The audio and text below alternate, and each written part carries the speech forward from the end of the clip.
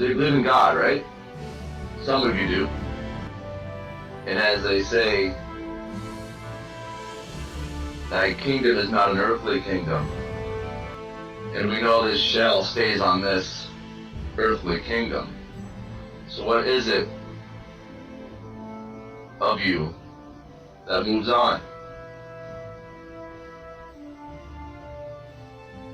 The energy. And go ahead and doubt whether the energy travels upon death or not. Go ahead. Live with that doubt. And don't you see that life in many ways has been living with that doubt? Try living without the doubt. And when you drop your thinking down to frequency and vibration, as Nikola Tesla advises, and as Jesus himself is quoted as saying, thy kingdom is not an earthly kingdom. And whether or not the tale of Jesus is false or made up, or who cares? Let's not get stuck on that aspect of whether or not you believe Jesus was a real man or not. Because in years to come, generations down the line, looking back on people in our lives, will we not go, I can't believe a man like that existed? And you know, it's not that you have to live on that same level that Jesus, they say, walked, you know. Have some fun out there, man. You're a human. Have some fun. But you gotta be wise. Why would you do something that might make you sick? And why would you not do anything to prevent you from not being sick? You know? Is as they say, we are the consciousness of life. And if that's the case,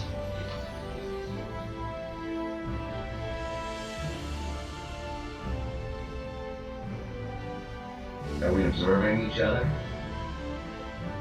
Or am I observing another self? Same yet different.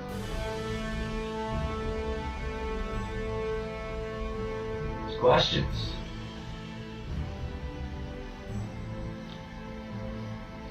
And yes or no answers. Doubt or don't.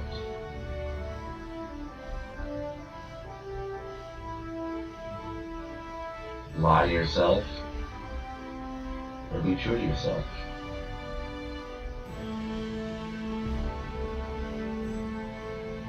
And I'm not saying that anyone is lying to themselves. I'm not lying to myself right now, I'm just talking. They say communication is the key. So if I'm just communicating thoughts randomly happening inside my brain as my neurons are firing, what is it that is observing your thoughts and deciding, use these words, say these words? Because there's a lot more going on in my head right now that is behind the scenes. You know, like that's just how the brain's a computer like that. We know that. So how is it that we doubt that an energy outside of ourselves exists that is allowing all this to happen? When you look up into space and everything you see, everything that the space and the size of it all, right? Do you realize how you are seeing that?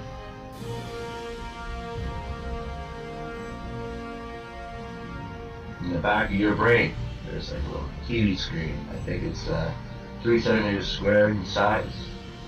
And everything you see is in that little screen. But you're observing it with depth and perceptions of what it is your body is sensing. When we get stuck, they're thinking that maybe This is it. This is all that's real. I'm not here to tell you what is real or what is not real. Because like I said, we have one life shared, separately viewing ourselves, live in another form. It's really all I see is my life energy inside of you. And I feel all the life energy existing that is outside and around me, within me.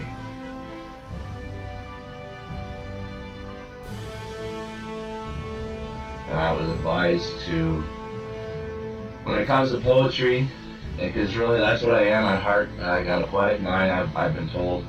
Although I don't see it as such, I just see it as I'm just being myself, I'm just being me. And I realized from the moment December 2009, my life just seemed to have done a 180 in how I am around people or how I act around people. And basically, life was a party, man, and life still is that party. I'm a part of that party.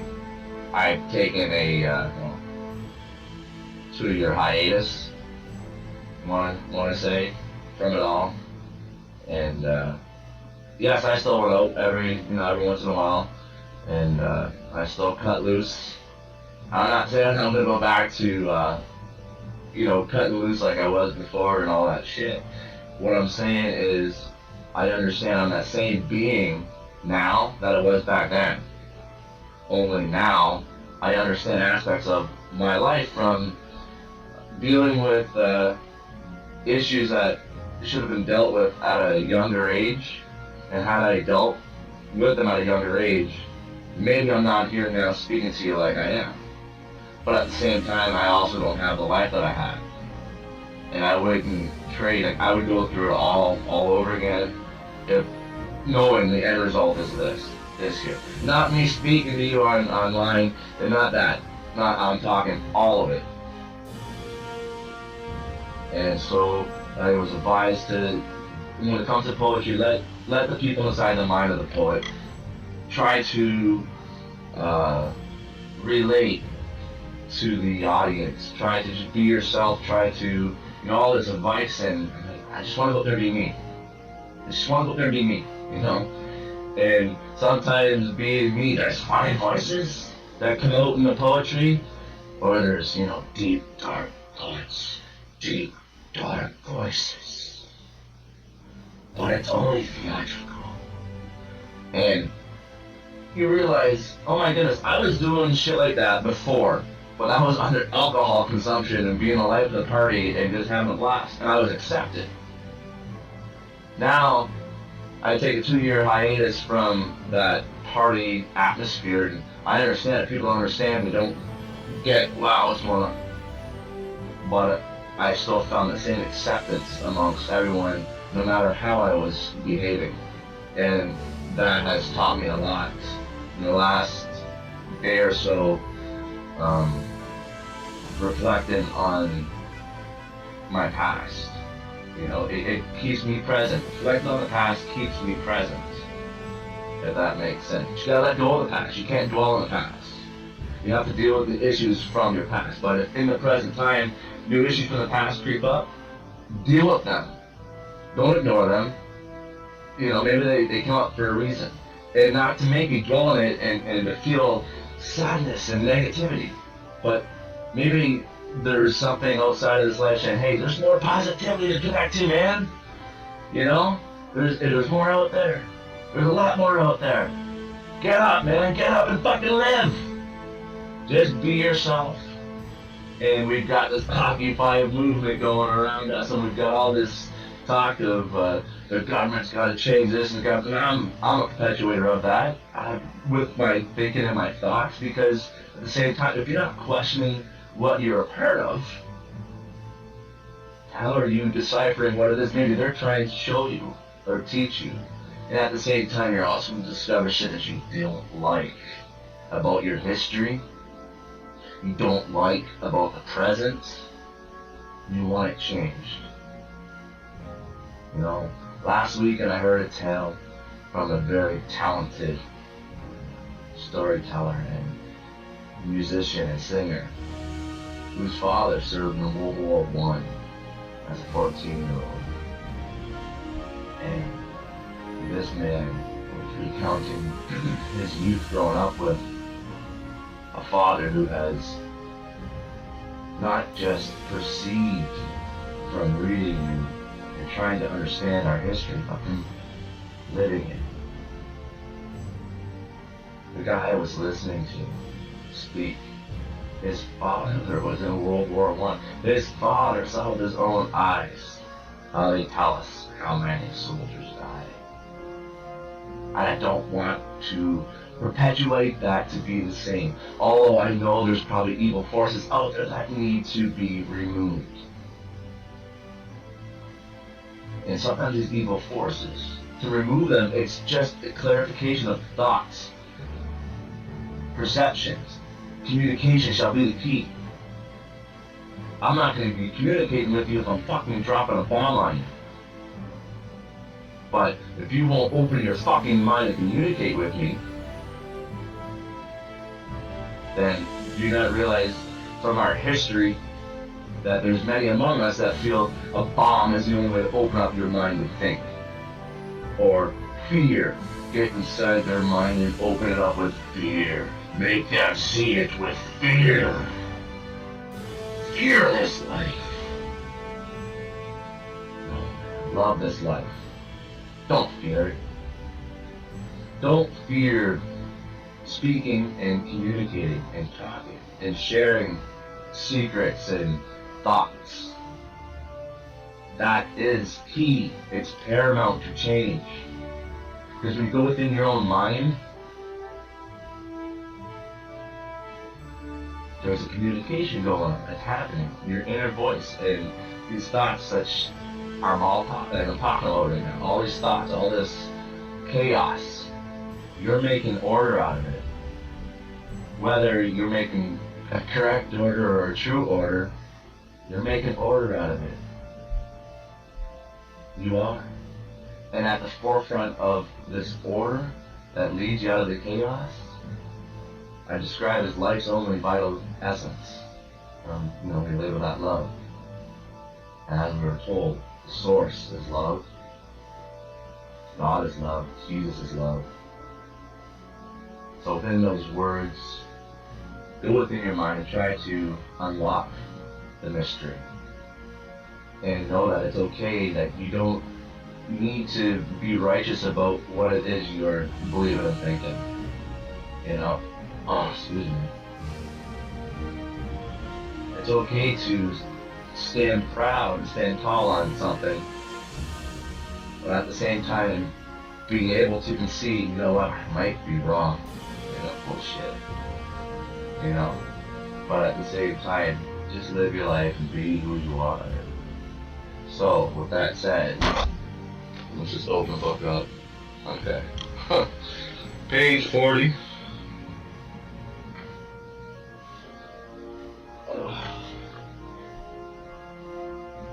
Let me try to explain what I see, and through a terrifying night was made clear. This is life. Our world's injustice and religious battles have added to confusion and fear. Throughout the ages, our purpose of life was programmed and shaped with scripture. We put trust into the hands of government and religions that painted a very pretty picture. As we continue day in and day out, we can see how this picture loses its charm. We notice how our economic, materialistic nature can cause so much harm. We are confused because this life can seem so fantastic, grand. As we live our lives contradicting the love that love showed with a caring hand. Here, and a hand here, and feet here, and a crown of fucking thorns bleeding. Alright? That's the loving hand. It's a metaphor.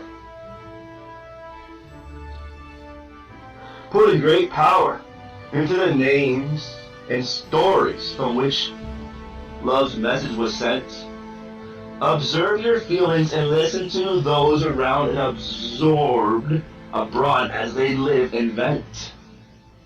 The majority want nothing more than to live in harmony and peace, showing love. First, we must admit this current life, it may not be the way for all under the sky above.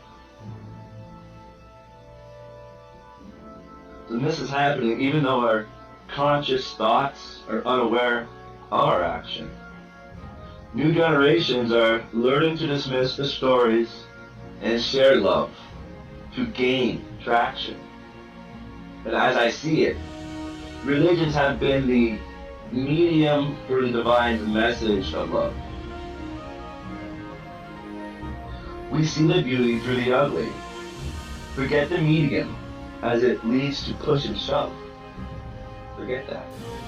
Imagine the world as we know it all of a sudden came to a sudden death. And only 10,000 or so humans were left.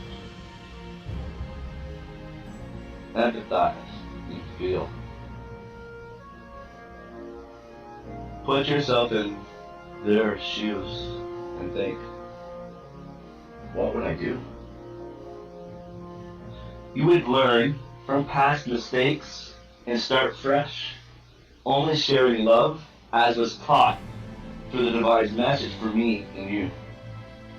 And why the toughest lessons must be taught from rock bottom on our knees.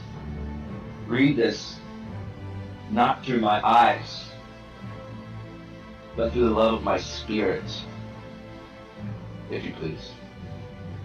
I was late.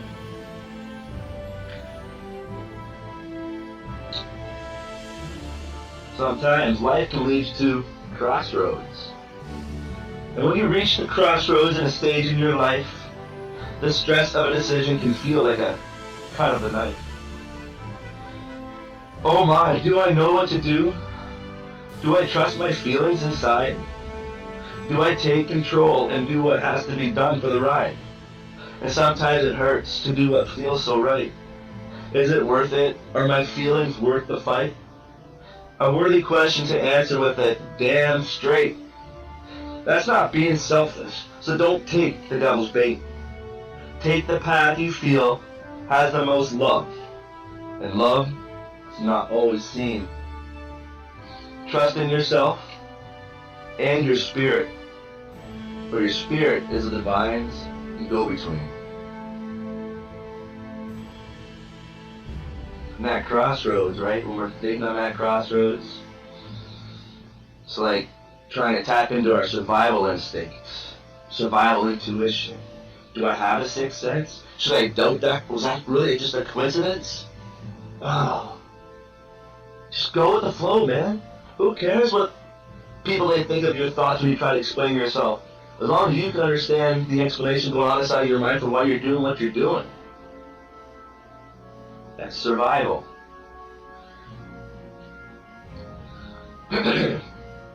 So focused on ourselves, trying to survive each day, to pay bills and buy food while the economy drains our pay.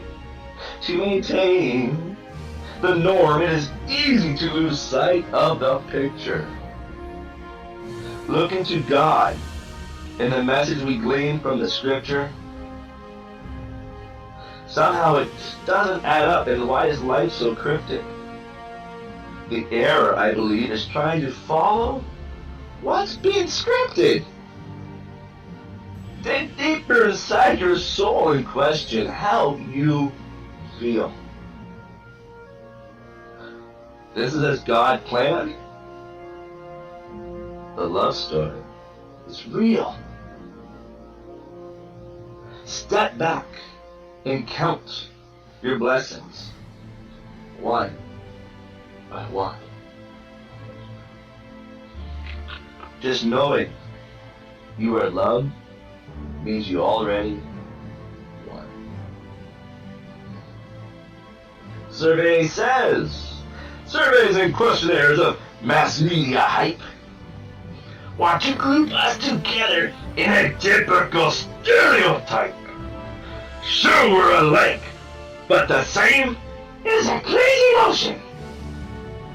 The difference of our perception is vast, like an ocean. A wave? I'm trying. Come on, man. Told you. Likeness may appear, but to assume to know why means we didn't communicate, and that don't fly. Communication is the key to unlock the human mind.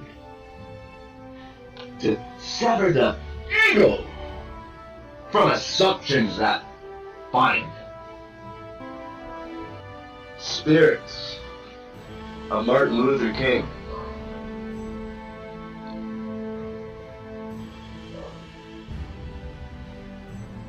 What I did was took the beginning of a Martin Luther King Jr. speech and I swapped out a couple words.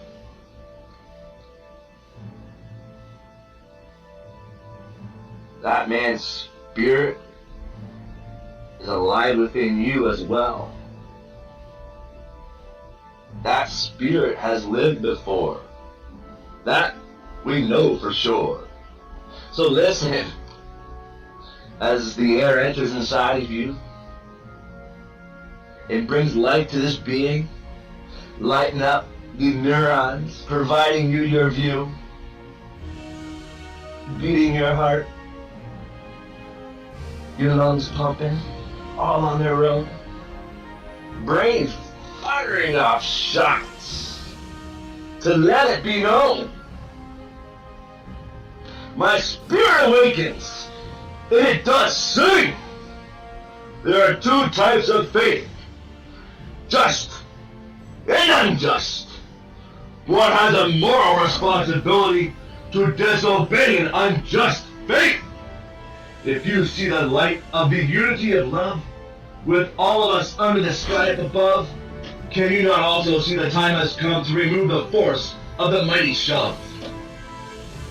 Righteousness of faith and ideals is not worth the life of any human life.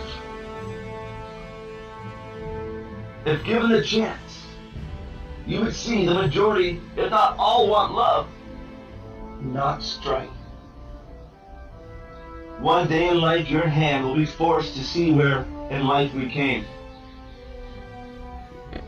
One day in life, your hand will be forced to see that we are all the same. Life as we know it will not continue as it is throughout the existence of time. Change must happen in all things in life to evolve alongside what we created as time. Even the human race cannot escape the evolution that must happen to exist. No matter how we bandage our economy and stomp our foot to resist.